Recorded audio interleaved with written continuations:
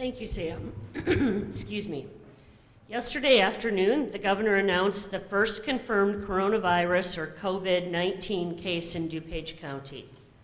DuPage County Board Chairman and I joined the governor for the announcement. To our current situation, according to the Illinois Department of Public Health yesterday, we now have 64 cases of COVID-19 in the state of Illinois. The case here in DuPage is a woman in her 60s residing in a long-term care facility.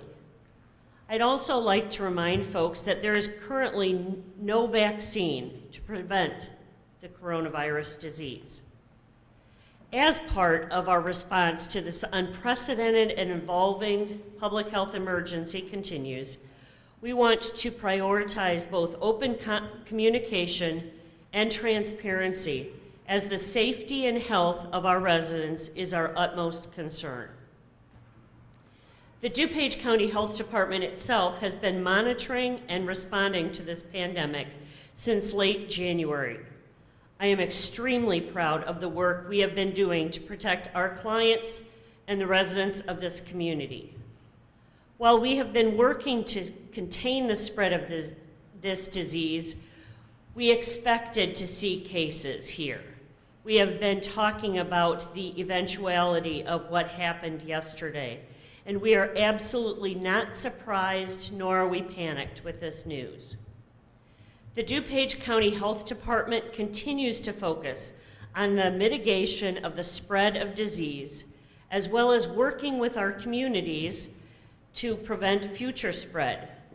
We've worked closely with schools, with healthcare providers, with community organizations, and others to highlight the simple personal prevention steps that are oh so effective in addressing this current situation of washing hands, covering coughs and sneezes, and above all, staying home when you're sick. I assure you, normal duties or COVID-19 duties, which could include our emergency call center or supporting our communicable disease and epidemiology team, backing up the web and social media strike teams, or other duties related to this ongoing situation, our staff are ready and are prepared as strong players in this public health emergency.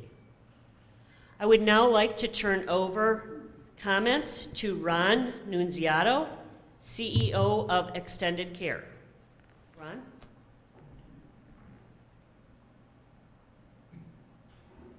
Thank you. Good morning. My name is Ron Nunziato. I'm the CEO of Extended Care. Extended Care is the consulting company that works with Chateau Nursing Center in Willowbrook, and I am the owner's representative. As always, our residents' health, safety, and well-being is our highest priority, and we recognize the uncertainty and the concern regarding the rapidly evolving coronavirus disease, COVID-19, the outbreak both internationally and in the U.S. As we all know, the elderly and those individuals with comorbidities are at increased risk of contracting this virus. Nursing home residents are front and center of that risk population. In the long-term care community of providers, we anticipated it wasn't if, it was when a resident would become affected.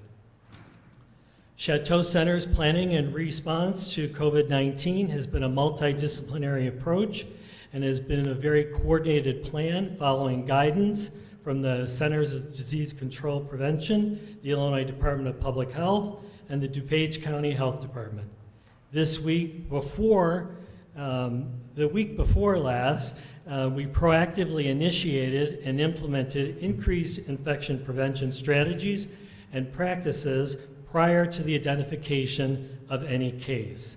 These included symptom screenings of staff and residents, enhanced environmental cleaning and disinfection, and visitor screening and restrictions.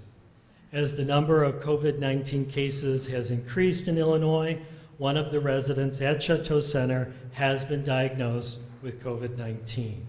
This individual is hospitalized and is currently in stable condition.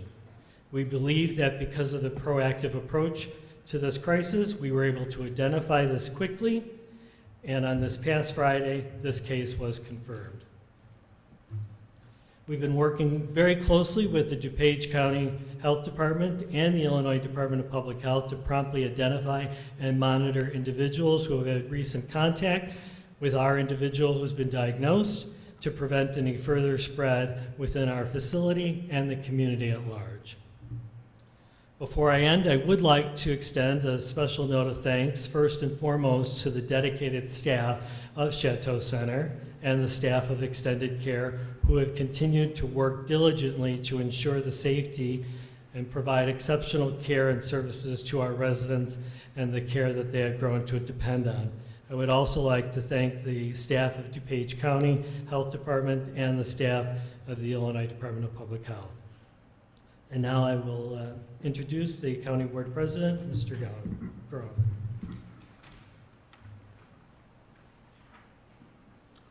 Thank you. As we continue to respond to this ongoing issue, I wanted to let you know that I will be signing a disaster proclamation for all of DuPage County effective this Monday morning. This disaster proclamation is critical as it puts our emergency operation plan into play for everyone here in DuPage County. This comprehensive plan provides coordinated resources and specific assets allocated to DuPage County to aid in the ongoing response and recovery of COVID-19 that is affecting much of our nation. And finally, this disaster declaration for DuPage County aligns with the current state of Illinois disaster declaration so that we can coordinate our activities in that regard. We are taking every possible action to mitigate the impact of COVID-19 on our communities. I ask each mayor or village leader to continue to reach out to the county. Our health department and our Office of Homeland Security and Emergency Management are available to help you coordinate individual municipal responses. Together, we're dealing with many changes in the way we conduct our lives and our business. Starting this week, many employees will be working remotely and students will be learning from home. I've talked to Comcast representatives, Comcast, internet provider, who have pledged to make high-speed data service available for 60 days for low-income families who presently do not have the company's internet service in their homes. Additionally, Comcast has opened its Wi-Fi access points across DuPage County for subscribers and non-subscribers alike at thousands of points located throughout DuPage County. And like the utility companies, Comcast will not disconnect service or charge late fees during this time. Families should be able to conduct business and learn without interruption as we follow the public health guidelines and stay home as much as possible. Giving DuPage, our volunteer network in the county, is organizing and working to organize volunteers and needs for volunteers. There's a considerable number of young people that have called our offices asking for an opportunity to pitch in and help. Very gratifying. Connecting these young people with the authorities in our health department and the county of DuPage is one of our missions right now. So Giving DuPage is our volunteer network in the county. And so I encourage people, young and not so young alike, to contact them at givingdupage.org.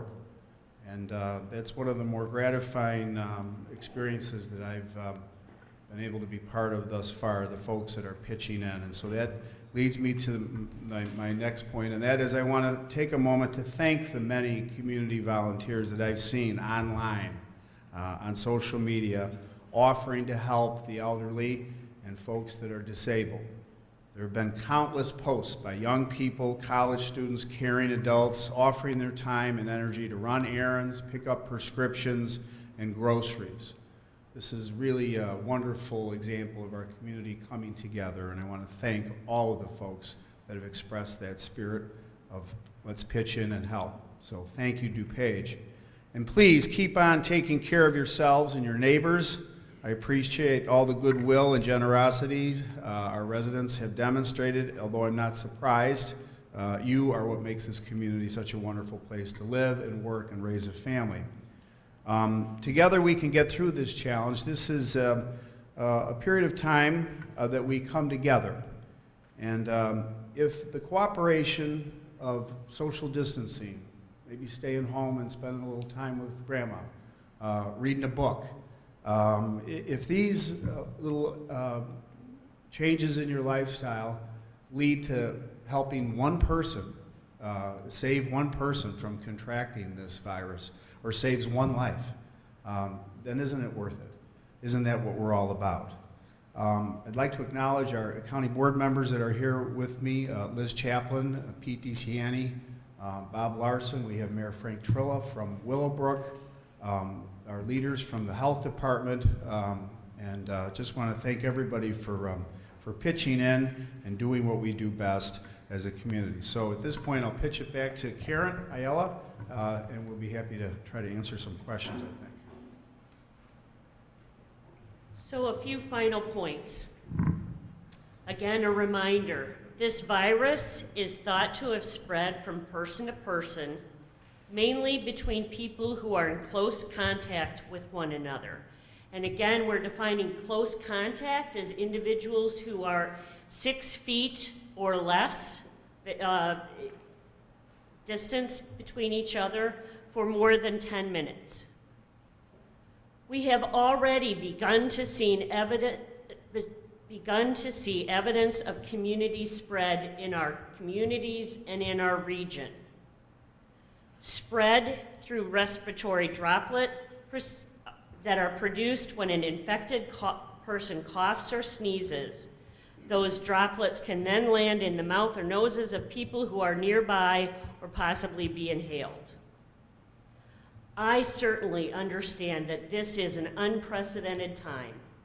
We have not been here before, and it is extraordinarily uncomfortable.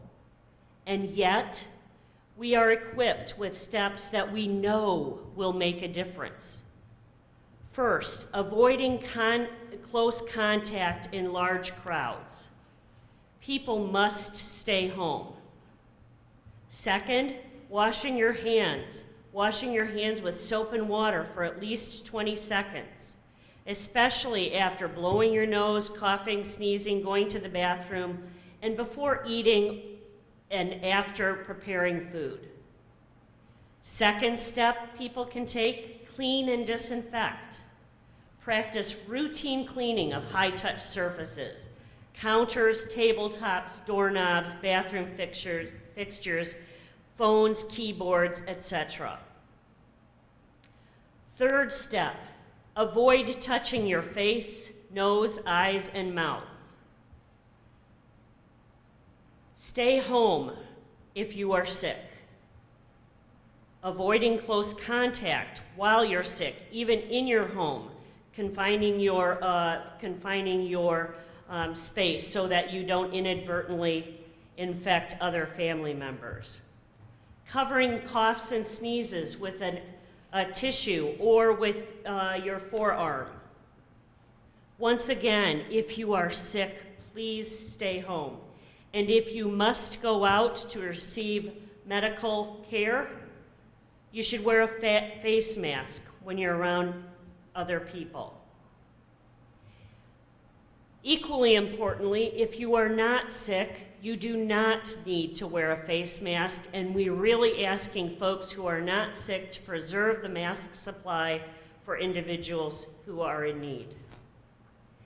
Finally, if you are feeling sick, please contact your primary care physician for directions on how to proceed. Do not simply walk into the doctor's office or the hospital if you have symptoms consistent with COVID-19. DuPage County Health Department's coronavirus page has a compilation of information. I would invite folks to visit that at www.dupagehealth.org/590/coronavirus.information. If you go to the DuPage County Health Department website, there's a button that will take you to that page. Or call the Illinois Department of Public Health's coronavirus hotline at 800-889-3931. Over time and history, we have had many examples of emergencies bringing out the best part of ourselves and our community response. This is simply one of those times that we must challenge ourselves to do so again. Because in closing, I want to emphasize what the chairman said earlier, that we all have a role to play in assuring the health of our residents, the health of our families, and the health of our communities. With that, I'll open for questions.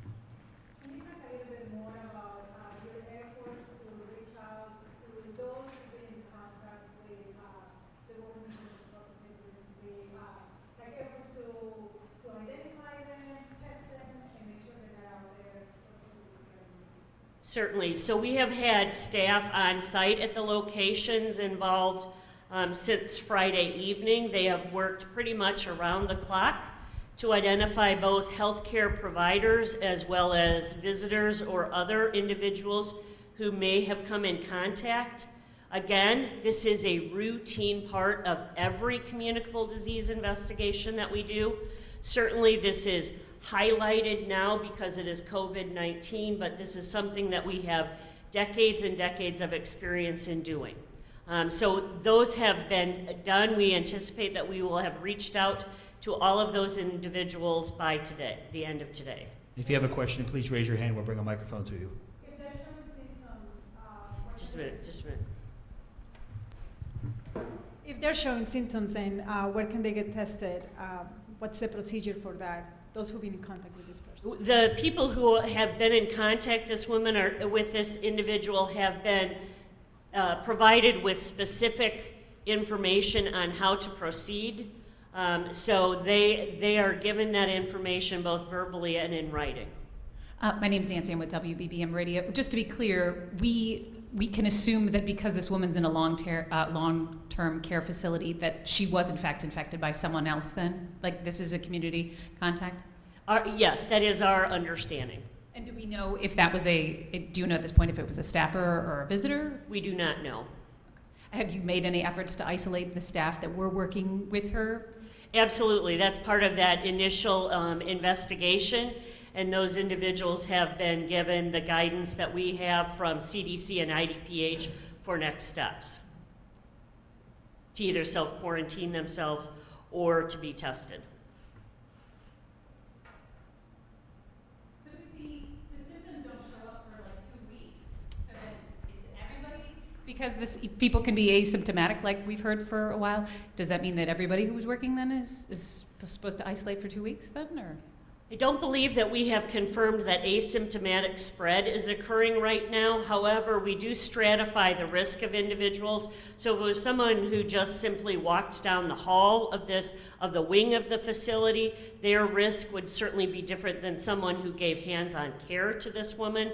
And so we're making recommendations based on those stratifications. Can you say roughly how many people then you have in that strata that would be the most close in contact with her that are now going to have to self-isolate or test? I don't have that information at this time. What we do know, though, is based on the epidemiological investigations that have occurred, that an average of individuals who come into contact with a case is around 90 individuals. Now, this individual is in a long-term care facility, and so that may impact that number somewhat one way or another, but so far in the U.S., the number of contacts that have to be tracked down and investigated by public health staff is around 90 per case.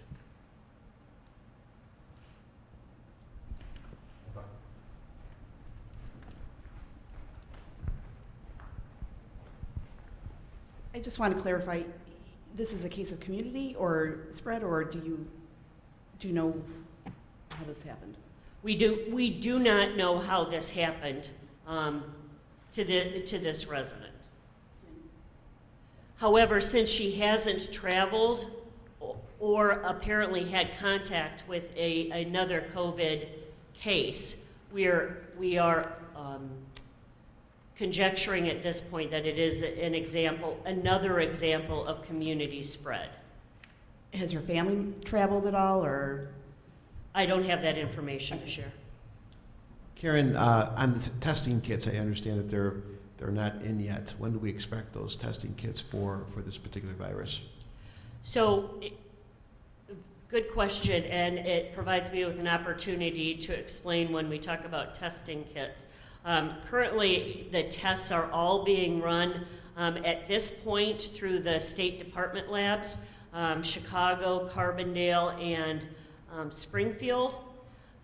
What is involved is individuals who have been deemed appropriate for testing reach out to their medical providers, of course ahead of time, and then when they're escorted into the facility where they'll be tested, just a typical swab is performed. Those swabs then are packaged to maintain the integrity of the sample as well as protect individuals handling those samples, and then those are submitted to state labs. So as far as testing kits, we have not seen what the private market is going to be providing, but that's the process that we currently have. And we have had every person tested who we have recommended for testing. Because we're told that sick people should show up at hospitals, can you say if the woman who was tested positive, is she staying in the long-term care facility or has she been moved to a hospital? She is hospitalized. And it was because of the astute clinical, both the identification at the long-term care facility as well as their work to assure that this individual was transported safely. I can't commend the staff of the facility enough. They worked with us. We were able to very much limit the spread and the contact of this individual with healthcare workers. Just a tangent here. We saw a lot of people, young people, out at bars yesterday.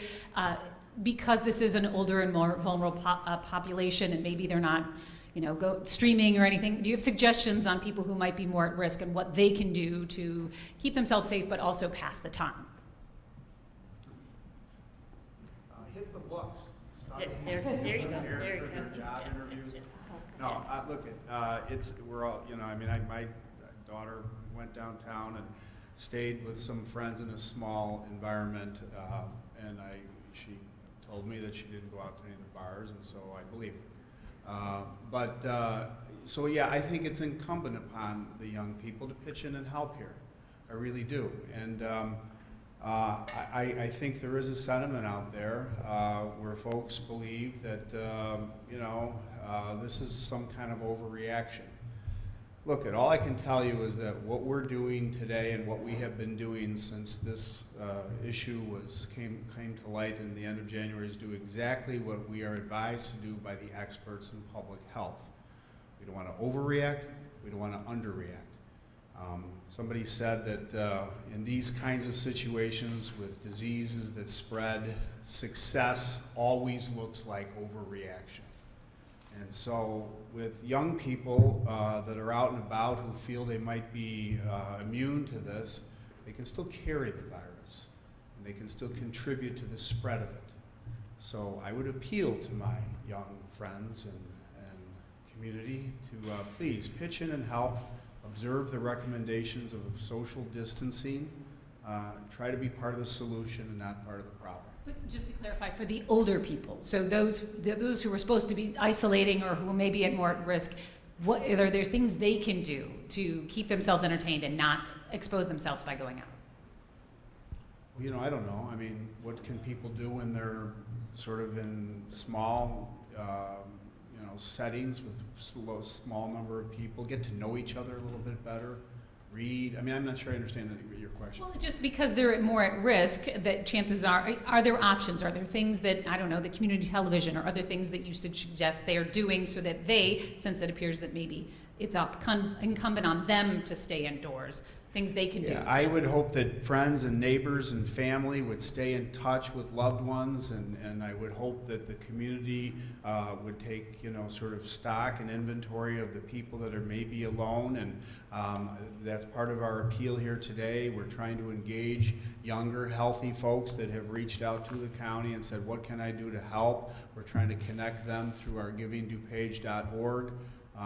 We have a wonderful, energetic person, Shafali, who's working overtime to try to connect folks that want to help deliver groceries or pick up prescription drugs, offer a little bit of comfort and companionship for a period of time. So, this is, with every crisis, there's an opportunity for communities to come together and to really demonstrate, our commitment to sort of a higher calling. And so I think this is a chance for us to be good neighbors and to reach out and to try to help.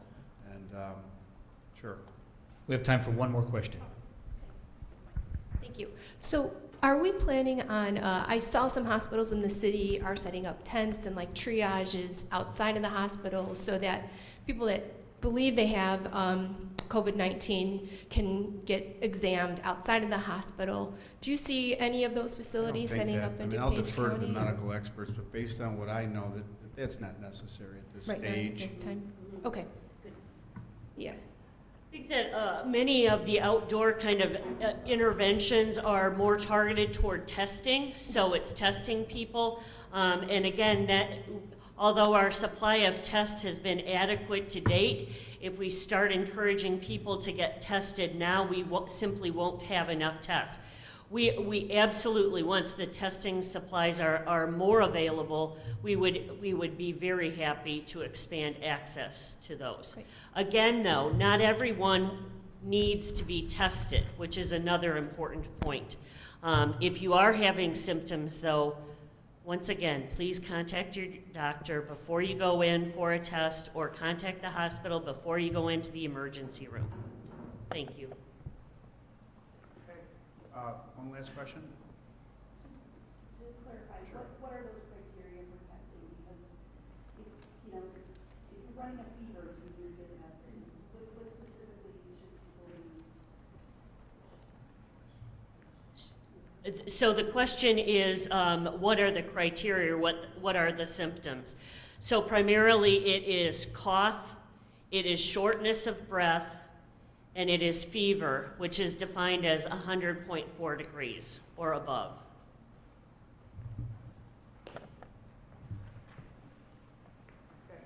Once again, I'd like to thank you for joining us here today. As I mentioned earlier, we'll have more information as further updates, and more information is available. We'll have further updates. Thank you.